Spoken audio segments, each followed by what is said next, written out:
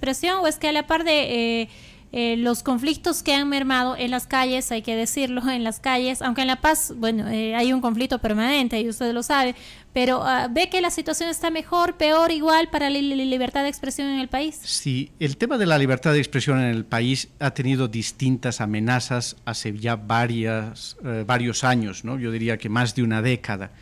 Primero porque desde los niveles de autoridad en el Estado se han dedicado mucho a ataques frontales, confrontacionales, directos, sindicando a periodistas, a medios, que yo creo que ha repercutido también en el ambiente de la sociedad.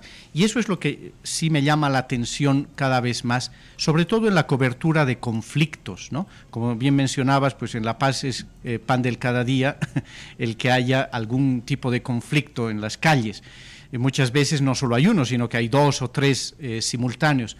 Y lo que hemos observado, por ejemplo, el día de ayer con los enfrentamientos que hubo entre choferes en el transporte interciudad, pero en otros conflictos también, en los conflictos de Adepcoca, de los afines a la línea de Alanes, o en conflictos en los que hay tendencias políticas marcadas, el trabajo de la prensa está amenazado y no garantizado. O sea, nada garantiza, ni las fuerzas de seguridad, la policía, ni los actores en conflicto, no garantizan el ejercicio libre y con posibilidad de cobertura de todos los espectros mediáticos, ¿no? Las líneas editoriales pueden ser muy distintas, pero todos están cubriendo un hecho y lo reflejarán como conviene hacerlo, y en la línea que marca pues la línea editorial del medio. Pero el problema es ese, ¿no? Salir a la calle y no saber si es que te dejarán hacer la cobertura, si respetarán tu trabajo profesional, si respetarán tu integridad física, o las agresiones irán también por el tema verbal, ¿no? De insultos.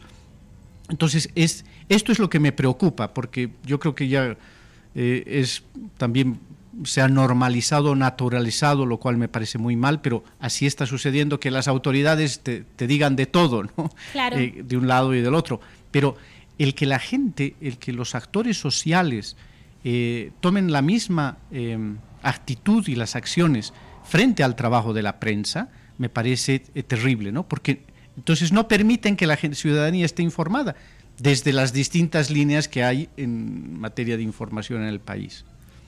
Pensaba justamente en esas declaraciones tan habituales de las autoridades de gobierno de denostar el trabajo de medios de comunicación o de periodistas si una noticia o una información no les gusta. Ha mermado, en realidad yo tengo en la cabeza solo los últimos dichos del Procurador General del Estado, Wilfredo Chávez, que dicho sea de paso, cuando le consultaron hace un par de días en Sucre, dijo no, que él no había pedido levantar en lo absoluto el secreto de fuentes, sino que lo habían malentendido. Pero tengo en la cabeza, además de eso, padre, una seguidilla, y usted debe tener en mente también, de solicitudes de la Fiscalía para que compañeros periodistas comparezcan en distintos casos o sirvan de testigo en distintos casos. Sí, el problema es ese, que también, así como el tema de la justicia tiene un uso político, ¿no? Se judicializa la acción política, en el tema de la prensa, el trabajo informativo que realiza, también se está utilizando esta estrategia, ¿no? Acudir a requerimientos fiscales para que se dé a conocer las fuentes, se revele por dónde se ha conseguido esa información, además como forma de amedrentar. Lo grave de eso es que no solo se hacen solicitudes a los medios, que son instituciones, ¿no? que tienen, digamos, un respaldo mayor, sino que directamente se va hacia los periodistas, claro, hacia las personas, a exigirles, ¿no? Con conminatorias, además, que rayan en lo ridículo, porque expresan simplemente la ignorancia y la poca capacidad de actuar en el marco del respeto y a las leyes, a las normas, al Estado de Derecho, y un respeto ético también, a principios constitucionales, ¿no? O sea, que está garantizado el derecho a la información y a la comunicación por la Constitución Política del Estado, y obviamente la ley de imprenta es la que regula todo eso. Entonces, acudir a la justicia ordinaria es simplemente amedrentar para que no se informe, ¿no? Y esto es lo dañino, obviamente, para la persona que recibe ese requerimiento como profesional, pero también para la sociedad, porque una vez eso se instaura como forma de régimen del terror para que no se informe lo que se tiene que informar, lleva a que muchas veces se dé ciertas autocensuras también, ¿no? Y hasta convocatorias a declarar como testigos, porque no solamente han sido requerimientos fiscales para compartir grabaciones, para solicitar fotografías, videos o certificar publicaciones, sino convocatoria ya como testigos en procesos. Exactamente, ¿no? Y entonces eso es una distorsión precisamente de las acciones que debe de llevar adelante la justicia, ¿no? Porque el periodista está cumpliendo una función profesional, está atendiendo su compromiso con la sociedad de informar. No son parte, ¿no? No son actores parte de las situaciones, de los conflictos, etc. Y entonces lo que estamos viendo también, que a nivel político es, una vez te convocan, ¿no? Primero te convocan como testigo y al día siguiente te convocan como acusado, ¿no? Entonces sí, es también una estrategia, yo creo que muy distorsionada y muy perversa que se utiliza desde los estrados judiciales, la fiscalía, ¿no? A propósito de la justicia, ¿este es el peor momento para usted de la justicia en Bolivia? En realidad no es un momento que se pueda localizar en el tiempo, ¿no? Porque arrastramos décadas y décadas de una justicia corrupta que se ha ido corrompiendo más y más, una justicia que, bueno, un sistema judicial, una administración de la justicia que se deja manipular políticamente y que ya no hay vergüenza, ¿no? Como se dice coloquialmente, ya no hay sangre en la cara, ¿no? Porque salen, dicen, hacen declaraciones, tienen actos judiciales que son contra la Constitución, contra el Estado de Derecho, contra las leyes, contra la ética fundamental que tiene que haber en todo profesional. Entonces, llevamos, y esto lo han reconocido pues muchas autoridades, muchos políticos, que no es una situación de hoy, no es una situación de hace 5 años, de hace 10, llevamos por lo menos 3 o 4 décadas, ¿no? Con este problema de un sistema judicial corrompido y corrupto que atiende a intereses particulares y no al bien de hacer justicia para la sociedad, para las personas. Entonces, es terrible. El problema es que esto se va ahondando, ¿no? Y se usa, ¿no? Se instrumentaliza las leyes, las normas a gusto y a capricho de quienes quieren manejar y manipular esto para atender muchas veces temas políticos o temas de a quién se puede favorecer, ¿no? Entonces, esto me parece terrible porque hemos sido testigos, por ejemplo, ¿no? del informe que presentó el relator especial de Naciones Unidas, ¿no? García Sayón, sobre el tema de la justicia y no pasa nada, ¿no? No ha cambiado nada. Esto es lo terrible, que se evidencian, o sea, por todos lados es evidente, para mucha gente aquí y fuera es evidente el estado del sistema judicial que tenemos, de su administración, pero todo sigue como si nada, ¿no? Se presentan denuncias contra magistrados, ¿no? Con suficiente evidencia de que ahí hay algo retorcido, y la gente se pasea por las calles como si nada, ¿no? Entonces, esto yo creo que es terrible porque hay una lógica de normalización y naturalización de los hechos, ¿no?